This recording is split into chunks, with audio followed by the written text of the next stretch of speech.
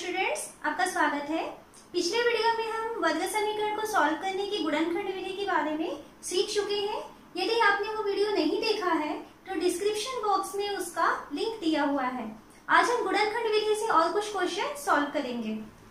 यह क्वेश्चन दिया हुआ है 4√3x² + 5x - 2√3 = 0।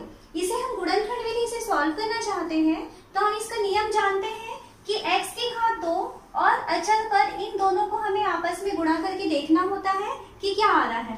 तो हमें मल्टीप्लाई करना है 4√3 और 2√3 को।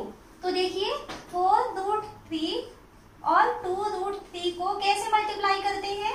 तो क्योंकि ये करने वाला मल्टीप्लीकेशन है, क्या होता है जो पूर्ण संख्याएं हैं, जैसे यहाँ 4 है और यहाँ 2 है, इन दोनों का मल्टीप्लाई हो जाएगा तो कितना हो जाएगा ये 8।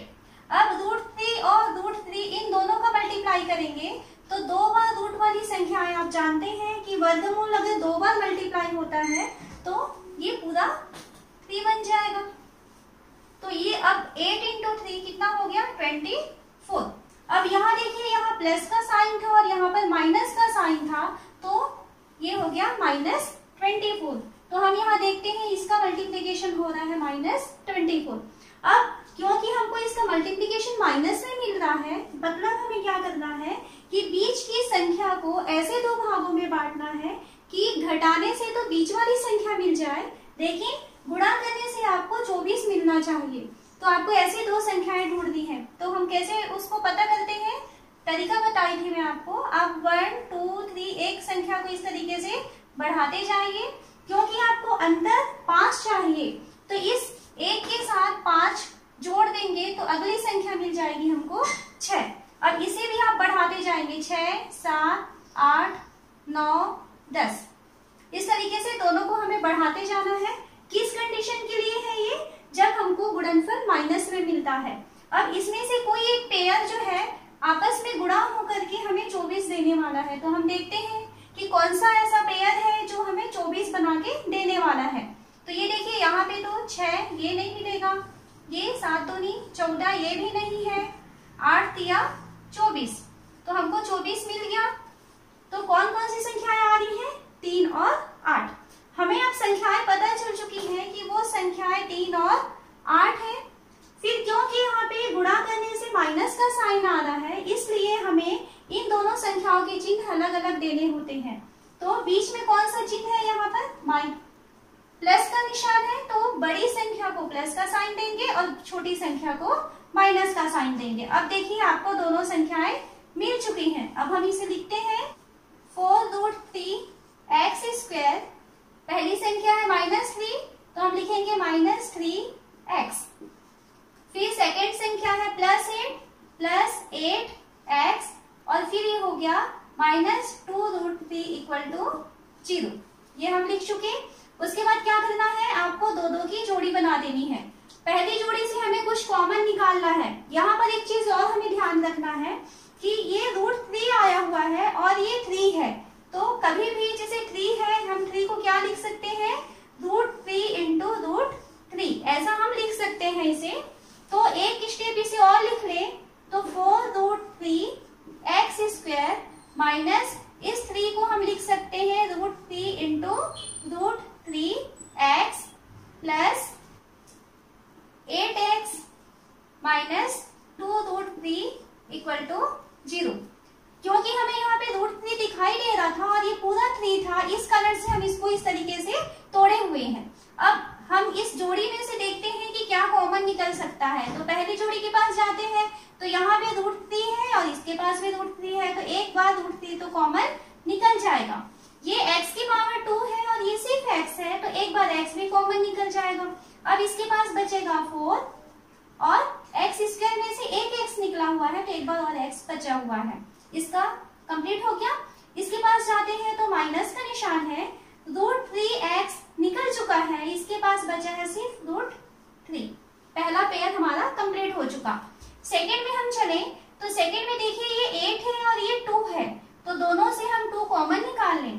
पहले में क्या बचेगा, 8 में से 2 आप भाग दे के निकाल रहे हैं ना, तो यहाँ पे बच जाएगा 4 और x माइनस क्योंकि 2 निकल चुका है तो अब इसके पास बचा है √3 = 0। दोनों के पास ही देखिए 4x माइनस √3 आया है, तो 4x माइनस √3 को हम एक बार कॉमन निकाल लें। अब इसके पास बचेगा √3x और सेकेंड वाले के पास बचा है +2 = 0। अब यहाँ पे देखिए ये जो समीकरण दिया हुआ था ये गुणनखंड के रूप में बदल चुका है। अब आगे हम जानते हैं क्या करना है। हम जानते हैं कि दो संख्याओं का गुणा यदि 0 के बराबर होता है तो इसका मतलब है कि उन दोनों में कम से कम एक संख्या तो 0 होनी ही चाहिए। तो अब क्या हो जाएगा, ये 4x माइनस √3 की वैल्यू 0 हो सकती है या √3x + 2 की वैल्यू 0 हो सकती है, या तो दोनों ही 0 हो जाए। अगर मान लीजिए 4x माइनस √3 की वैल्यू 0 हो जाती है, देन हमें यहाँ से x की वैल्यू फाइंड करनी है। तो 4x = माइनस √3 को पक्षांतर करेंगे उधर तो ये हो जाएगा +√3। x की वैल्यू चाहिए तो x = हो जाएगा √3/4। ये एक आंसर हमें मिल चुका। सेकेंड, यदि √3x + 2 की वैल्यू 0 हो, हमें x की वैल्यू फाइंड करनी है ना। तो x = हो जाएगा, ये देखिए +2 है उधर जाएगा तो -2, यहाँ पे √3 है अभी, है ना, ये -2 हो चुका। x की वैल्यू चाहिए तो x की वैल्यू हो जाएगी -2/√3। तो इस तरीके से गुणनखंड विधि से जो वर्गमूल वाली जो क्वेश्चन होते हैं उसे सॉल्व कर सकते हैं हम। वर्गमूल के लिए आपको सिर्फ एक नियम ध्यान रखना है कि दो वर्गमूल वाली संख्याएं, जैसे 2 वर्गमूल 2 गुणा वर्गमूल 2 है तो ये पूरा 2 हो जाता है ना। जैसे मान लीजिए आपके पास वर्गमूल 5 और वर्गमूल 5 है तो ये दोनों आपस में जब गुणा होंगे तब ये पूरा 5 बन जाते हैं। इस नियम को आपको ध्यान रखना है। ये बहुत डिटेल से हमारे करनी वाले पोर्शन में आता है, जहाँ पे हम करनी वाला चैप्टर है उसमें हम पढ़ते हैं, लेकिन अभी हमारे पास क्वेश्चन में सिर्फ इस नियम को ही ध्यान रखना जरूरी है। वर्गमूल से हम और एक क्वेश्चन लेते हैं।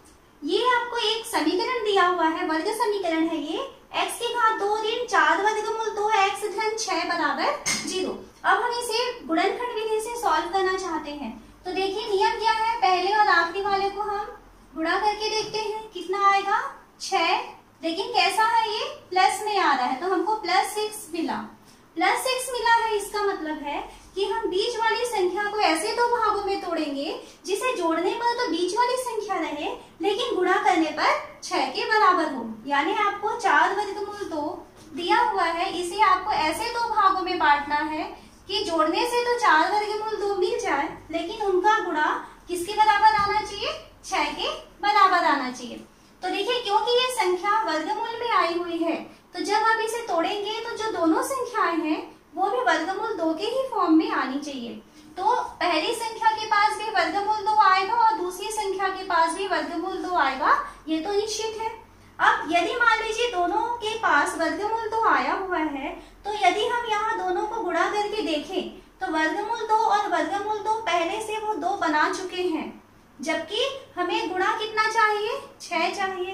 तो उस 6 में से हमें 2 मिल चुका है, यानी 3 दूनी 6 में से आपको 2 मिल चुका। अब आपके पास जो 4 है उसे आपको ऐसे 2 भागों में बांटना है कि इसका गुणा जो है वो 3 दूनी 6 हुआ था तो हमारे पास 3 बचा हुआ है गुणा के लिए। 4 को ऐसे 2 भागों में तोड़ेंगे कि गुणा करने से 3 मिल जाए और जोड़ने से 4 मिल जाए। आपको इस तरीके से इसे समझना है। तो ऐसी संख्या सोचिए जिसको जोड़ने से 4 मिलता है और गुणा करने से 3 मिलता है। हम स्टार्ट करें 1 2 3 और यहाँ से क्योंकि जोड़ने से 4 चाहिए, यानी एक में तुम क्या जोड़ोगे तो 4 मिलेगा, 3 है ना, और 2 1। यहाँ पहली जोड़ी को देखो, 1 और 3 गुणा करेंगे तो आपको 3 मिल जाएगा, 1 और 3 जोड़ोगे तो आपको 4 मिल जाएगा। तो क्या पता चला हमारे पास संख्याएं कौन है, 1 और 3। वर्गमूल 2 हम पहले से निकाल चुके हैं इस वर्गमूल 2 के लिए, ठीक है। तो अब हमारे पास एक संख्या है 1 वर्गमूल 2 और दूसरी संख्या है 3 वर्गमूल 2।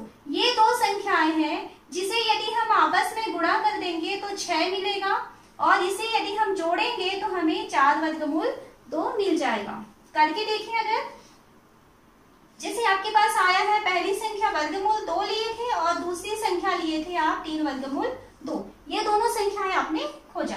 अब इसमें हम देखते हैं वर्गमूल 2 और वर्गमूल 2, इन दोनों को यदि हम गुणा कर दें तो कितना मिल जाएगा, ये 2 मिल जाएगा। और ये 3 और इसके सामने कुछ नहीं है मतलब 1, 3 और 1 का गुणा हो रहा है 3, तो 3 दूनी 6, तो इन दोनों को यदि गुणा करेंगे तो आपको 6 मिल जाता है। तो संख्याएं इस तरीके से हमें मिल चुकी हैं। बीच में माइनस का चिन्ह है। हम जानते हैं कि यदि गुणनफल धन में आया है तब बीच में जो चिन्ह आया है उसे आपको दोनों को देना है।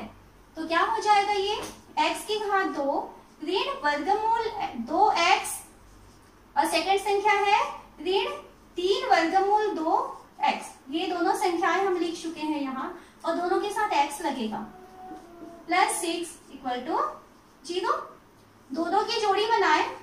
अच्छा, यहाँ पे देखिए, यहाँ से तो कोई प्रॉब्लम नहीं है, लेकिन जब हम इधर कॉमन निकालने के लिए सोचेंगे तो यहाँ पर वर्गमूल 2 आया हुआ है, तो और ये जो संख्या 6 है वो 2 से भाग जा सकती है, तो इसे और थोड़ा सा हमें सॉल्व करना है। तो एक स्टेप और आगे बढ़ते हैं। 3√2 हो गया। ये जो 6 है इसे हम लिख सकते हैं 3 गुणा 2, तो 3 गुणा 2 जो लिखने वाले हैं उसे हम लिख सकते हैं वर्गमूल 2 गुणा वर्गमूल 2 इक्वल टू 0।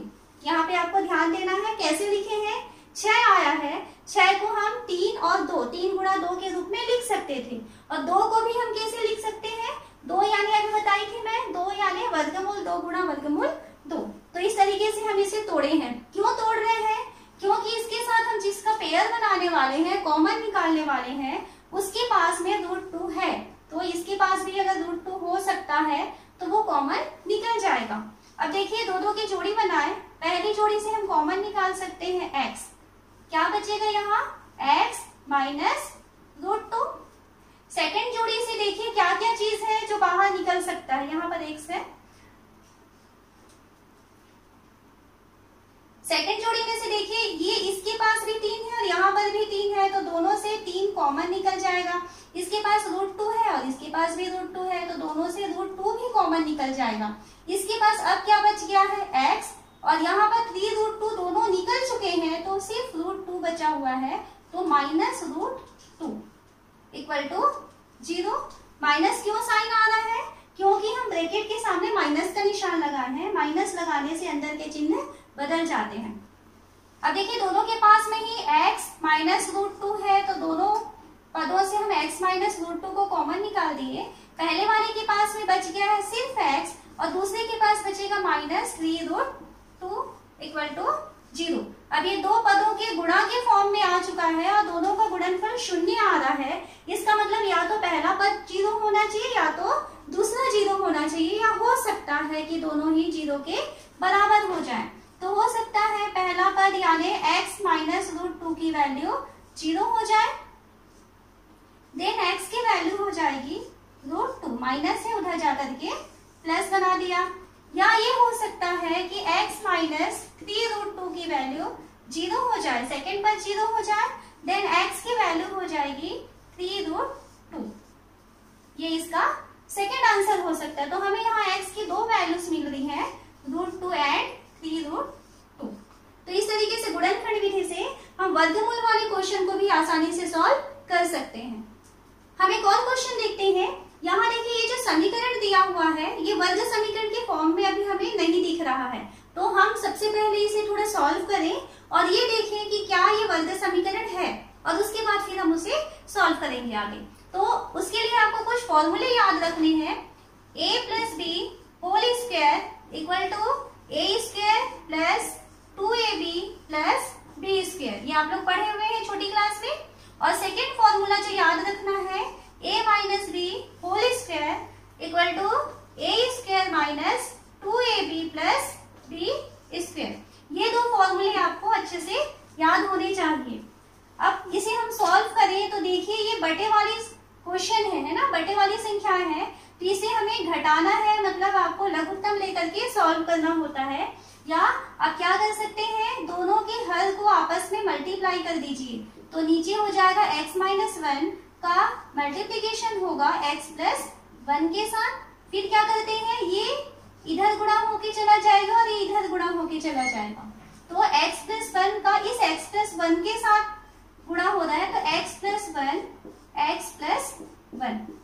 माइनस का निशान था तो माइनस लगा दिए। अब ये x माइनस 1 का इस x माइनस 1 से मल्टीप्लाई हो रहा है, x माइनस 1 ये हम सॉल्व कर रहे हैं, इक्वल टू 5/6 ये दिया हुआ है।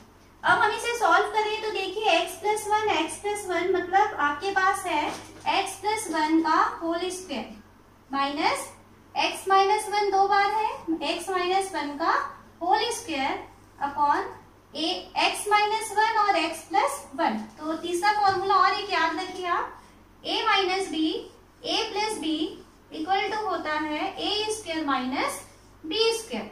तो यहाँ x माइनस 1 और x प्लस 1 है, तो ये इसे हम लिख सकते हैं x स्क्वायर माइनस 1 का स्क्वायर, इस तीसरे वाले फॉर्मूले से, इक्वल टू 5/6। पहले वाले स्टेप को देखते हैं, x प्लस 1 का स्क्वायर है, ये इसके जैसा है ना, a प्लस b का स्क्वायर के लिए ये फॉर्मूला है a square plus 2ab plus b square. तो यहाँ a की जगह आपको x दिखाई दे रहा है और b की जगह क्या दिख रहा है 1। तो इस फॉर्मूले में यदि हम वैल्यू रखें तब ये हमारा ब्रैकेट जब हम इसे ओपन करेंगे तो ये हो जाएगा x square plus 2x plus 1 minus second वाला जो है ये सेकेंड फॉर्मूले को रखेगा a माइनस बी का square equal to a square minus 2ab plus b square. तो ये ब्रैकेट क्योंकि माइनस का निशान है तो आपको ब्रैकेट रखना है x square minus 2x plus 1 upon x square minus 1 का स्क्वायर मतलब 1 इक्वल टू 5/6। ये हम लाए हुए हैं फॉर्मूले से लाए हैं। यदि आपको कभी फॉर्मूला याद नहीं है मान लीजिए तो आप डायरेक्ट x प्लस 1 और x प्लस 1 कोष्ठक हटा करके भी आप इस रिजल्ट को ला सकते हो। अब ब्रैकेट ओपन करें हम यहाँ x square plus 2x plus 1, यहाँ देखिए इस ब्रैकेट के सामने माइनस का निशान है, तो जब आप यहाँ पे ब्रैकेट ओपन करेंगे तो अंदर जितने भी चिन्ह हैं वे सारे बदल जाएंगे। माइनस एक्स स्क्वायर माइनस था ये प्लस हो जाएगा, 2x प्लस 1 था तो वो -1 हो जाएगा क्योंकि उस ब्रैकेट के सामने माइनस का निशान है। x square minus 1 equal to 5/6। अब थोड़ा और सॉल्व करें, x स्क्वायर है और ये माइनस एक्स स्क्वायर है, कैंसिल हो जाएगा। ये +1 है और ये -1 है, ये भी यहाँ से कैंसिल हो जाएगा। क्या बच रहा है हमारे पास 2x प्लस 2x यानी कि 4x upon x square minus 1 equal to 5/6। अब हम इसे तिर्यक गुणा करें इस तरीके से तो देखिए 5 के साथ किसका मल्टीप्लाई हो जाएगा, x स्क्वायर माइनस 1 का इक्वल टू 6 के साथ मल्टीप्लाई हो जाएगा 4x का, इस तरीके से। अब यहां से हम इसको ब्रैकेट ओपन करें तो क्या हो रहा है, 5 के साथ x स्क्वायर माइनस 1 को गुणा करना है तो 5x स्क्वायर माइनस 5 ये हो जाएगा equal to 6 into 4x 24x। क्योंकि आपको सेकेंड तरफ में 0 रखना है इसलिए ये 5x square minus 24x minus 5 equal to 0। साथ ही साथ इसमें आपको x की घातों को घटते क्रम में भी रखना होता है, तो घात 2 वाला पद, घात 1 वाला पद और बिना घात वाला पद। अब देखिए यहाँ पे ये वर्ग समीकरण में चेंज हो चुका है ना, हमारा क्वेश्चन इस तरीके से दिया था, हम उसको यहाँ तक ला चुके हैं। आगे आप इसे सॉल्व कर सकते हैं, है ना। इसमें शुरू और आखिरी वाले को मल्टीप्लाई करके देखना कितना आएगा, -25। क्योंकि माइनस का निशान आया है इसलिए आप ऐसी दो संख्याएं सोचेंगे जिसे घटाने से 24 आता है और गुणा करने से 25 आता है। तो आप अपना 1 से चालू करना, 1 2 3, क्योंकि घटाने से 24 आना चाहिए तो 1 के साथ 24 और आगे बढ़ जाए तो पहली संख्या हो गई 25, 26, इस तरीके से संख्याएं बढ़ती चली जाएंगी। अब इसमें ऐसी जोड़ी देखिए जिसको गुणा करने से 25 आता है, तो आपको यहीं से ये संख्या मिल गई 1 और 25। यहाँ पे संख्याएं किसमें टूट जाएंगी आपकी, 1 और 25 ये आपकी संख्याएं हो गई, और क्योंकि माइनस का निशान है इसलिए बड़ी संख्या को माइनस देना है और छोटी संख्या को प्लस देना है। तो आप इस तरीके से इसको सॉल्व आगे कर सकते हैं। 5x² और ये बीच वाली जो 24 जो मिली हुई थी हमको, ये +1 और -25 में आप इसे तोड़ेंगे और -5 = 0, और आगे इस तरीके से उसे आप सॉल्व करके देखेंगे। क्वेश्चन दिया हुआ है, दो क्रमागत प्राकृत संख्या के वर्गों का योग 85 है, तो संख्याएं ज्ञात कीजिए। ध्यान देना है, प्राकृत संख्या है, और कैसी प्राकृत संख्या है वो क्रमागत प्राकृत संख्याएं हैं।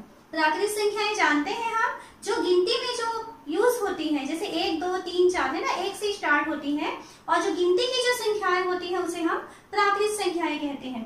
क्रमागत प्राकृत संख्या यानी अगर पहली संख्या हम 5 लेंगे तो 5 के बाद 5 + 1 6, सेकंड क्रमागत उसकी 6 हो जाती है। तो हम यहाँ देखिए मानते हैं, माना पहली संख्या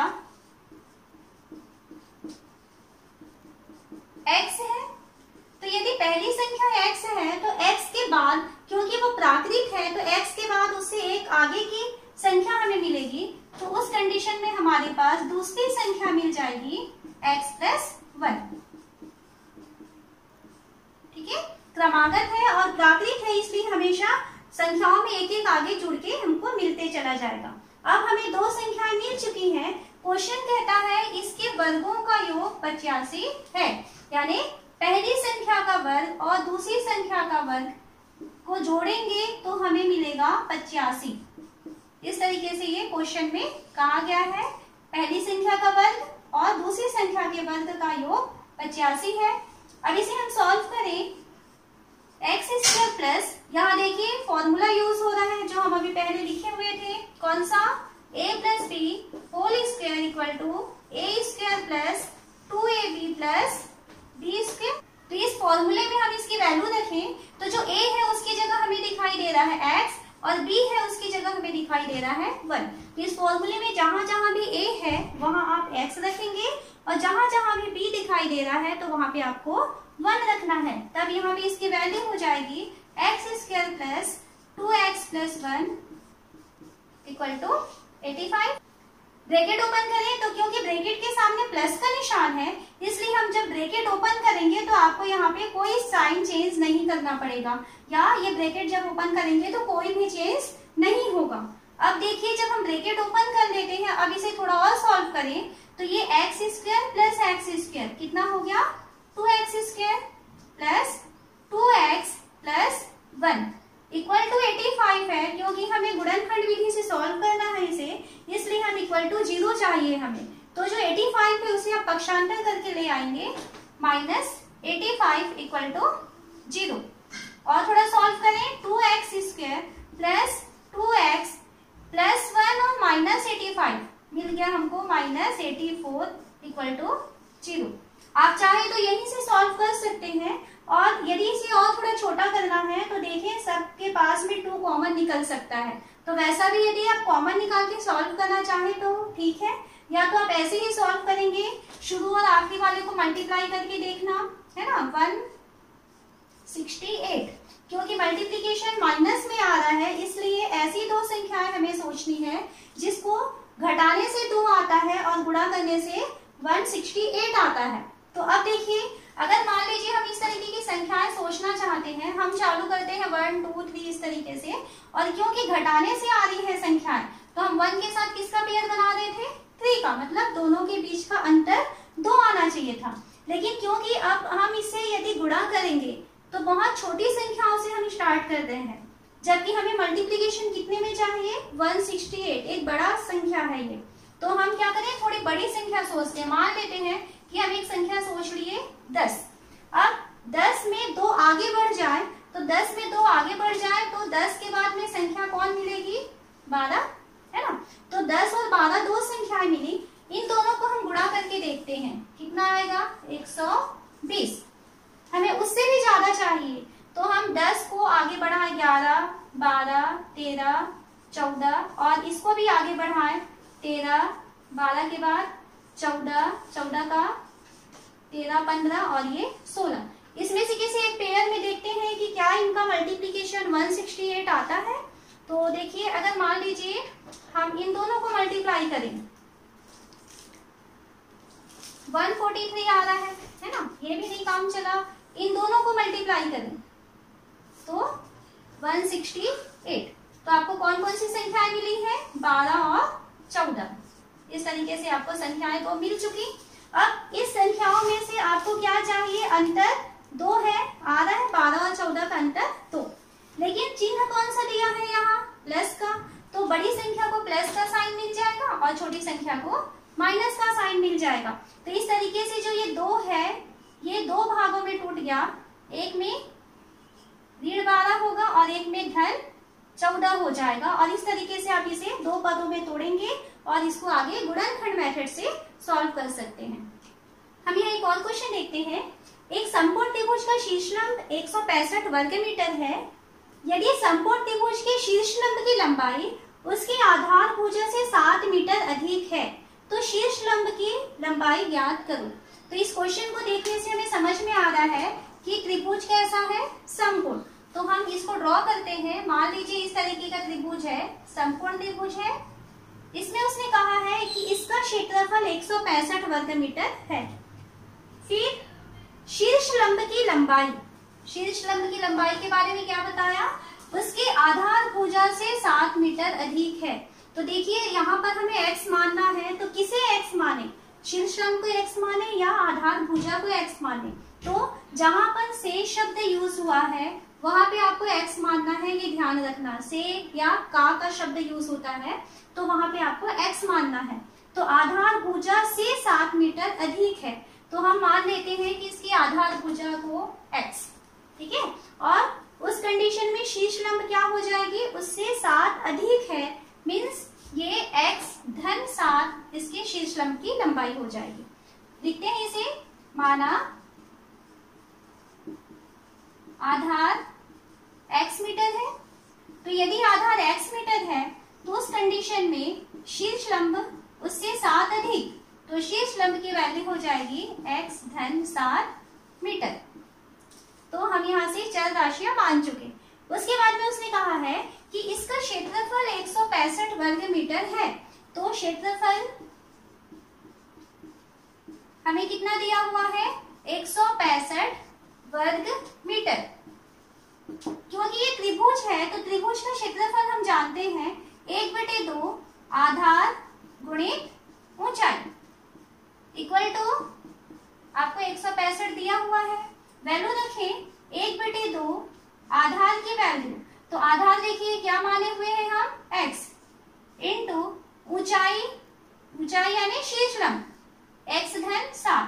तो क्योंकि ये 2 पद हैं तो यहाँ ब्रैकेट लगाना है, ये ध्यान रखेंगे, वरना यहाँ गलती हो सकती है अगर आप ब्रैकेट यूज ना करें तो। इक्वल टू 165 1/2, इस x के साथ में आप इस ब्रैकेट को ओपन करते हुए चलें तो ये हो जाएगा x स्क्वायर, x और x का multiply x square plus x का 7 से मल्टीप्लाई हो जाएगा तो 7x इक्वल टू 165। इसके नीचे कुछ नहीं है, मतलब क्या है, 1 है। अब तिर्यक गुणा करें या इस 1/2 को हम इधर पक्षांतर कर देते हैं। तो 1/2 जब उधर पक्षांतर होके जाएगा तो वो 2/1 होकर के जाएगा। तो यहाँ क्या बच जाएगा, x square plus 7x equal to, यहाँ 165 पहले से है, 1/2 जा रहा है तो इधर पक्षांतर होकर के वो 2/1 बन गया। तो x square plus 7x equal to, इन दोनों को मल्टीप्लाई करें तो 330 आ गया है। x स्क्वायर प्लस 7x, 330 इधर पक्षांतर करें तो -330 इक्वल टू 0। अब देखिए ये वर्ग समीकरण में चेंज हो चुका। अब इस वर्ग समीकरण को आपको गुणनखंड विधि से सॉल्व करना है और x की वैल्यू को फाइंड करना है। तो ये क्वेश्चन आप लोग कर सकते हैं, है ना। शुरू और आखिरी वाले को मल्टीप्लाई करके देखना क्या आ रहा है। माइनस में यदि आएगा तो ऐसी संख्या लेना, ऐसी 2 संख्याएं लेना जिसे घटाने से 7 आएगा और गुणा करने से 330 आएगा। और यदि इनका मल्टीप्लिकेशन पॉजिटिव आ जाता है तो ऐसी 2 संख्याएं लेना जिसको जोड़ने से बीच वाली संख्या मिले और गुणा करने से 330 मिले। वैसे यहाँ पर ये प्लस है और ये माइनस है, मतलब आपको गुणा करने से माइनस संख्या मिलने वाली है। तो इस क्वेश्चन को आगे आप लोग सॉल्व करेंगे।